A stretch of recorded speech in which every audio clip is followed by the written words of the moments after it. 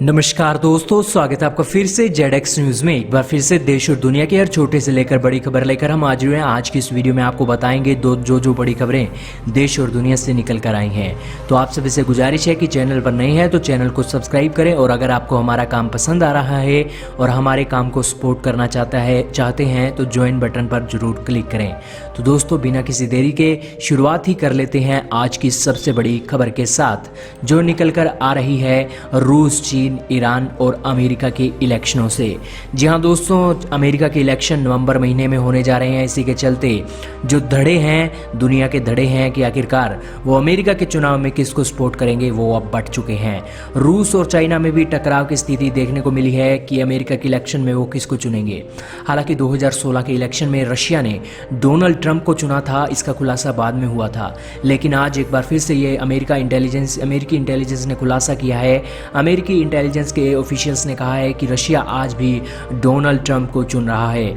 भले ही चाइना और के साथ उसके रिश्ते कितने भी खट्टे हों, लेकिन रशिया ने डोनाल्ड ट्रंप को एक बार फिर से चुना है।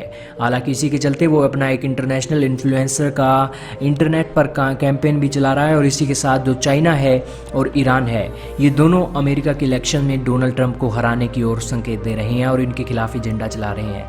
हालांकि इस इंटेलिजेंस रिपोर्ट के बाद डोनाल्ड ट्रंप के खिलाफ अमेरिका में जो विरोध है वो भी बढ़ेगा। हालांकि चाइना, जिस तरह से अमेरिका चाइना पर सख्ती बरत रहा है, उसी के चलते चाइना चाहता है कि डोनाल्ड ट्रंप चुनाव हार जाएं। हालांकि आप किस को सपोर्ट करते हैं, जो बाइडेन को या फिर डोनाल्ड ट्रंप को? कमेंट सेक्शन में अपनी राय जरूर लिखें। हालांकि रशिया आज डोनाल्ड ट्रंप को सपोर्ट कर रहा है तो भारत भी डोनाल्ड ट्रंप को ही सपोर्ट करेगा। अपनी राय कमेंट सेक्शन में जरूर बताएं। चलते हैं अगली बड़ी खबर पर। यह खबर जो है रशिया से। रशिया, जी हां दोस्तों, कोरोना वैक्सीन बनाने के लिए सबसे पहला देश बन जाएगा। इसको लेकर 12 अगस्त को रूसी सरकार मंजूरी देने जा रही है। हालांकि ट्रायल बहुत ही छोटे स्तर पर हुआ है, लेकिन जो रशिया की सरकार है वो अब इस टीकाकरण को लेकर बहुत ज़्यादा एग्रेसिव हो चुकी है, और 12 अगस्त को रूसी ऑफिशियल्स मंजूरी दे रहे हैं। हालांकि जो WHO है उसने भी कहा है कि रूस जो कोरोना वायरस की वैक्सीन दे रहा है उसके बारे में आपको वार्निंग WHO दे रहा है कि ये वैक्सीन अभी भी ऑफिशियली बिल्कुल मार्क्ड नहीं की गई है कि हाँ यही कोविड-19 की वैक्सीन है। लेकिन रशिया जिस तरह से मंजूरी दे रहा है उसके बाद WHO और रशिया में खटास बढ़ी है। चलते हैं अगली बड़ी खबर पर। यह खबर जुड़ी है रशिया और अमेरिका से। जी हाँ दोस्तों, रशिया और अमेरिका में वेपन्स की जो दौड़ है वो लगातार बनी हुई है। ये दोनों ही देश चाहते हैं कि उसका वेपन सबसे पहले मार्केट में आए और पूरी दुनिया में सबसे खतरनाक हो, और इसी के चलते रशिया ने अपना स्टील्थ ड्रोन भी निकाल दिया है। हालांकि अमेरिका के पास आज स्टील्थ अटैक ड्रोन नहीं है, इसी के चलते आज जो रशिया का दावा है कि उसने स्टील्थ ड्रोन बना लिया है, उसको लेकर ये दावा बहुत ही एग्रेसिव है। हालांकि रशिया का जो एक ड्रोन था वो 2025 में आने वाला था, लेकिन अब ये बातें हैं कि 2024 में रशिया का सुखोई Su-70 S-70 ओखोटेनिक नाम का ये ड्रोन अब बहुत जल्द मार्केट में आ सकता है। इसी के साथ दोस्तों, इसका वजन 13,000 पाउंड के बॉम्ब ले जाने के लिए भी बिल्कुल सक्षम है, और ये करीब 3,000 माइल की दूरी को कवर कर सकता है। ये जो आप तस्वीरें देख रहे हैं ये उसी की ही ड्रोन की तस्वीरें हैं। वहीं दोस्तों, चलते हैं अगली बड़ी खबर पर। यह खबर भी रशिया से जुड़ी हुई है। जी हाँ दोस्तों, रशिया ने आज वार्निंग दी है कि अगर उसके देश की ओर एक भी मिसाइल बढ़ती है तो इसका जवाब न्यूक्लियर अटैक के चलते रशिया देगा। जी हाँ दोस्तों, रशिया की सरकार बिल्कुल एग्रेसिव दिखा रही है। किसी भी तरह की वो अपनी गतिविधियों को कम नहीं करेगी। अगर कोई देश उसके ऊपर अटैक करता है तो उसके खिलाफ वो न्यूक्लियर मिसाइल से अटैक करेंगे, ये कहना है रशिया के ऑफिशियल्स का। हालांकि इस तरह की बातें करने के बाद रशिया ने कहा है कि हम पहले कभी भी किसी देश पर अटैक नहीं करते, और अगर कोई हमारे देश पर अटैक करेगा तो हम उसे छोड़ेंगे भी नहीं। हालांकि जितना बड़ा इलाका आज रशिया के पास है उस हिसाब से इस तरह की वार्निंग देना रशिया की जायज़ भी है। हालांकि आज जो मिसाइलें, हाइपरसोनिक मिसाइलें रशिया के पास हैं, जितनी घातक हैं और जितनी लंबी दूरी तक ये जा सकती हैं उतनी दुनिया में कहीं भी नहीं है। वहीं दोस्तों, रशिया से आज पंगा लेना सिर्फ और सिर्फ दुनिया के उन देशों के लिए मौत को बुलावा देना होगा जो रशिया को अपना दुश्मन मानते हैं। चलते हैं अगली बड़ी खबर पर। यह खबर जुड़ी है तुर्की से। जी हाँ दोस्तों, एर्दोगन एक बार फिर से कुत्ते की पूंछ की तरह अपनी हरकतें जारी रख रहे हैं। एर्दोगन तुर्की में अब एक बार फिर से अपने जहाज़ों को ग्रीस के बॉर्डर पर भेज रहे हैं ड्रिलिंग करने के लिए। ये जो आप तस्वीर देख रहे हैं ना, ये जो शिप है, शिप ये इसीलिए है कि हाँ, समुद्र के अंदर ड्रिलिंग की जा सके, तेल के खजानों का पता किया जा सके। हालांकि नाटो मेंबर होने के साथ साथ तुर्की और ग्रीस में खटास इसलिए बढ़ गई है क्योंकि हाइड्रोकार्बन के रिसोर्सेज के लिए तुर्की ग्रीस के पानी में आकर, मेडिटेरियन सी में आकर तलाशी कर रहा है। और अगर दोस्तों कल को इस जगह पर अगर तेल मिल भी जाता है तो तुर्की इस जगह को अपने क्लेम करने के लिए अपनी आर्मी तक उतारने में पीछे नहीं हटेगा। यही कारण है कि तुर्की ने अभी हाल ही के दिनों में ग्रीस के साथ जो रिश्ते इकट्ठे हुए थे, उसी के चलते ये जो जहाज़ है, ये जहाज़ वापस बुला लिया था। लेकिन अब एक बार फिर से तुर्की की सरकार इस आर्टिकल के द्वारा कह रही है कि हम अपनी जो ड्रिलिंग का प्रोसेस है वो दोबारा से चालू रखेंगे। इसी के साथ तुर्की और ग्रीस के रिश्तों में खटास और बढ़ेगी। चलते हैं अगली बड़ी खबर पर। यह खबर जुड़ी है आमिर खान बॉलीवुड एक्टर से। जी हाँ दोस्तों, आमिर खान अब तुर्की में अपनी फिल्म को बनाने के लिए जा रहे हैं। इसी के साथ बॉलीवुड सुपरस्टार अब अपनी लेटेस्ट फिल्म तुर्की में बिल्कुल एक शूटिंग करेंगे। इसी के साथ तुर्की के कल्चर और टूरिज़्म मिनिस्टर ने इसकी मंजूरी भी अभी दे दी है। हालांकि दोस्तों, भारत के ये एक्टर बहुत ही फेमस फिल्म बनाने के लिए, एक फेमस तो है ही, 3 इडियट, पीके हो या फिर कोई और फिल्म हो, ये एक्टर वाकई में बहुत ही बेहतरीन फिल्में बनाने के लिए जाने जाते हैं। आमिर खान तुर्की जा रहे हैं। आपका इस बारे में क्या कहना है? कमेंट सेक्शन में राय जरूर लिखें। चलते हैं अगली बड़ी खबर पर। यह खबर जुड़ी हुई है टेंसेंट से। जी हाँ दोस्तों, अमेरिका और चाइना के बीच टकराव के चलते टेंसेंट कंपनी को $46 बिलियन का नुकसान हो गया, सिर्फ एक बयान के चलते, डोनाल्ड ट्रंप के बयान के चलते। दरअसल दोस्तों, टेंसेंट वीचैट को चलाती है और इस वीचैट को चलाने के लिए टेंसेंट के खिलाफ अमेरिकी राष्ट्रपति डोनाल्ड ट्रंप ने सिर्फ बयान दिया और $46 बिलियन इसकी कंपनी से रातों रात निकल गए। दरअसल दोस्तों, अमेरिका राष्ट्रपति ने कहा था कि हम चीन की कंपनी टिकटॉक और वीचैट को अपने देश में बैन करने के लिए 45 दिनों का समय कर देते हैं, जिसके चलते 45 दिनों के बाद अगर कोई कार्रवाई नहीं ले जाती है तो हम जो ये कंपनियां हैं उनके साथ अपनी सभी ट्रांजैक्शन रोक देंगे।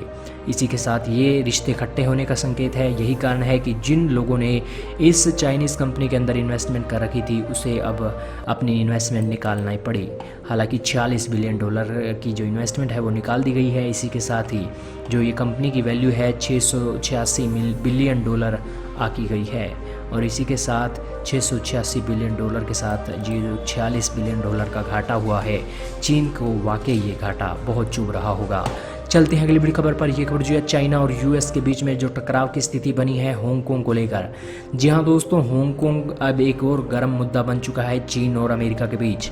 दरअसल हांगकांग के ऑफिशियल लीडर कैरी लैम के ऊपर अमेरिका ने प्रतिबंध लगा दिए हैं और ये प्रतिबंध लगने के बाद हांगकांग की सरकार और हांगकांग का एक गुस्सा देखने को मिला है। हालांकि ना सिर्फ कैरी लैम बल्कि 10 अदर ऑफिशियल्स भी, जो पुलिस के लोग हैं, उनके ऊपर भी अमेरिका ने सैंक्शंस लगाए हैं। इस सैंक्शंस का असर ये होगा कि उनकी जो भी प्रॉपर्टी आज अमेरिका में है वो सभी सीज कर दी जाएगी और इसी के साथ जितनी भी अमेरिकी कंपनियां हैं वो उनकी ना तो कंपनियों और ना ही उनके साथ किसी तरह की ट्रांजैक्शन अब कर पाएंगी। और दोस्तों, कैरी लैम के लिए एक बहुत बड़ा सदमे की तरह है क्योंकि कैरी लैम अभी भी एक क्रिटिसाइज पूरी दुनिया में हो रही थी क्योंकि उन्होंने जो नया सिक्योरिटी बिल है हांगकांग के लिए लाया गया है उसको मंजूरी दी है। इस कारण से उन्हें चीन का पट्टा भी बोला जा रहा है।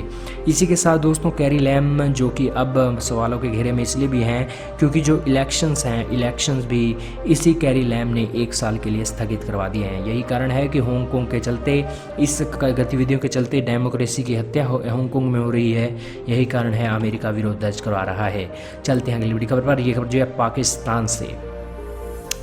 जी हाँ दोस्तों, पाकिस्तान के आर्मी बजट के लिए शोएब अख्तर एक बार फिर से चर्चाओं में आ गए हैं। हालांकि अब मैच नहीं हो रहे हैं तो इसी के चलते पाकिस्तानी बॉलर एक अनाप शनाप बातें भी कर रहे हैं। उनका कहना है कि हम पाकिस्तान के लोग घास खा लेंगे लेकिन पाकिस्तान के आर्मी को वो घास के बदले का पैसा पाकिस्तान की आर्मी के बजट को मिलना चाहिए। हालांकि दोस्तों, इस तरह की बातें करने वाले शोएब अख्तर को ये देखना चाहिए कि वो तो एक अमीर इंसान है। पाकिस्तान के जितने भी गरीब लोग हैं उनकी तरफ उनका ध्यान नहीं है। वो पहले ही घास खा रहे हैं। आखिरकार वो इस बयानबाजी के बाद और कितना घास खाएंगे क्योंकि उनके जो मुंह के अंदर कोई एक निवाला रोटी का तो जा ही नहीं नहीं रहा है, क्योंकि वो आज जिस तरह की महंगाई से लड़ रहे हैं वो उन्हें ही पता है। हालांकि आज आलीशान घरों में और आलीशान गाड़ियों में घूमने वाले शोएब अख्तर इस तरह की सिर्फ बातें ही कर सकते हैं, ऐसा कदम वो ज़मीनी स्तर पर कभी भी नहीं उतार सकेंगे। हालांकि अगर वो इतने ही दानी हैं तो अपनी सभी प्रॉपर्टी, सभी गाड़ियाँ, सभी बंगले बेचकर आज पाकिस्तान की आर्मी को अपना पैसा दे सकते हैं, लेकिन वो ऐसा कभी नहीं करेंगे। ये तो उनका पॉलिटिकल स्टंट ही था। चलते हैं अगली बड़ी खबर पर। ये खबर जो जर्मनी और फ्रांस से। जी हाँ दोस्तों, जर्मनी और फ्रांस ने वर्ल्ड हेल्थ ऑर्गेनाइजेशन की रिफॉर्म टॉक को एग्जिट कर दिया, क्योंकि वर्ल्ड हेल्थ ऑर्गेनाइजेशन की जो टेंशन है वॉशिंगटन के साथ बड़ी हुई है। और इसी के साथ जो वॉशिंगटन के साथ जो रिश्ते इकट्ठे हुए हैं WHO के, उसी कारण से फ्रांस और जर्मनी ने ये जो बातें होनी थी रिफॉर्म को लेकर, उसको लेकर एक फ्रस्ट्रेशन दिखाते हुए वर्ल्ड हेल्थ ऑर्गेनाइजेशन की मीटिंग से ही अपना एक कन्नी कतरा गए। इसी के साथ दोस्तों जो फ्रांस और जर्मनी है वो भी यही चाहते हैं कि जो ये अमेरिका का मसला उठा है वर्ल्ड हेल्थ ऑर्गेनाइजेशन में, और वर्ल्ड हेल्थ ऑर्गेनाइजेशन में जिस तरह से सवाल उठे हैं, उसी के चलते वर्ल्ड हेल्थ ऑर्गेनाइजेशन के लीडर टेड्रोस को इस्तीफ़ा देना चाहिए। चलते हैं अगली खबर पर। ये खबर जुड़ी हुई है लेबनान और फ्रांस से।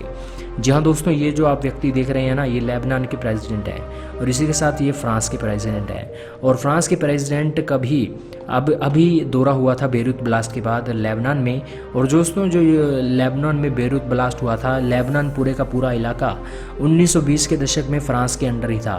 फ्रांस की मिलिट्री इसे कंट्रोल करती थी। लेकिन इसी के साथ अब एक बार फिर से लेबनान के लोग बहुत दुखी हैं लेबनान के प्रेसिडेंट से, क्योंकि उनकी इस नाकाम कोशिशों के बाद बेरूत ब्लास्ट संभव हो सका है। हालांकि यहाँ पर बहुत से करप्शन और मिसमैनेजमेंट के भी बातें सामने आ रही हैं। यही कारण है कि लेबनान के लोग चाहते हैं कि जो बेरूत और पूरे का पूरा लेबनान है उसको एक बार फिर से फ्रांस के अंडर कंट्रोल में किया जाए। हालांकि फ्रांस के राष्ट्रपति ने अपने पहले पुराने रिश्ते लेबनान के साथ अच्छे होने के नाते ये विज़िट की थी, और अब लेबनान को भारी भरकम मदद का भी आश्वासन फ्रांस के राष्ट्रपति ने दिया है। लेकिन इसी के साथ 55,000 लोगों ने सिर्फ 24 घंटे के अंदर इस पटिशन पर एक साइन कर दिए कि हाँ, लेबनान को अब फ्रांस जैसे बड़े और यूरोपियन देश की आज ज़रूरत है। चलते हैं अगली खबर पर। यह खबर जुड़ी हुई है फॉरेन एक्सचेंज रिजर्व से। जी हाँ दोस्तों, भारत का फॉरेन एक्सचेंज रिजर्व एक हफ्ते में $12 बिलियन की बढ़ोतरी के साथ अब जुलाई महीने में $534.5 बिलियन तक पहुंच गया है। दोस्तों, भारत का फॉरेन एक्सचेंज रिजर्व अब एक हफ्ते में $12 बिलियन की बढ़ोतरी देख रहा है।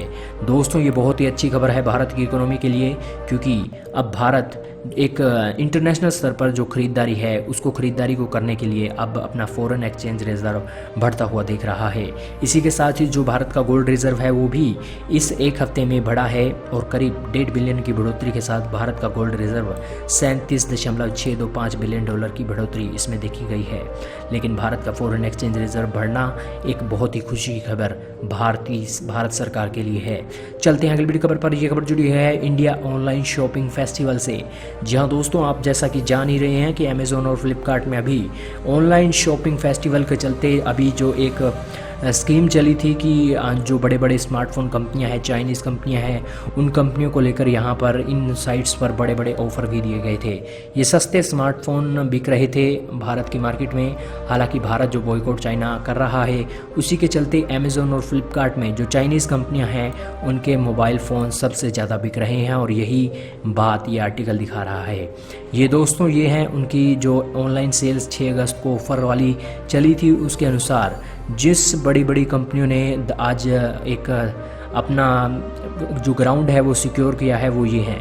ओप्पो ने 5 रेटिंग के अनुसार यहाँ पर अपना 10 में से 5 रेटिंग के अनुसार यहाँ पर ओप्पो की खरीदारी हुई है। फ्लिपकार्ट पर रेडमी की 4, तो आईफोन की 3 और वीवो की 2, तो सैमसंग की 1 स्मार्टफोन 10 में से 1 स्मार्टफोन आज फ्लिपकार्ट पे सैमसंग का बिका है। इसी के साथ दोस्तों जो ये अमेज़ॉन की रेटिंग है उसमें भी ओप्पो सबसे कामयाब रहा है, रेडमी भी सबसे कामयाब रहा है, आईफोन तीसरे नंबर पर रहा है, वीवो 8वें नंबर पर रहा है।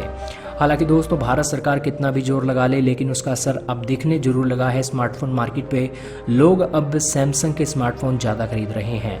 हालांकि ये जो आर्टिकल है वो इसी और क्लेम कर रहा है कि आज भी जो Xiaomi है, वीवो है, रियलमी है, ओप्पो है, वो स्मार्टफोन ज़्यादा बिक रहे हैं। हालांकि ज़रूर ज़्यादा बिक रहे हैं क्योंकि इनकी जो एक रेंज है वो बहुत कम है। आज 10,000 से नीचे का जो फ़ोन है वो दुनिया में, भारत में एक सैमसंग का एक ही फ़ोन आ रहा है, और यही कारण है कि उसमें उसके जो एक कंपैरिजन है जो चाइनीज़ कंपनियों के साथ वो ज़रूर बढ़ा है। लेकिन आज भी जो चाइनीज़ कंपनियों के मोबाइल हैं वो भारत में ज़्यादा बिक रहे हैं। और दोस्तों 42% मार्केट आज चाइना के स्मार्टफोनों की है। हालांकि 42% जो स्मार्टफ़ोन है वो 10,000 से कम की वैल्यू में आज बिक रहे हैं।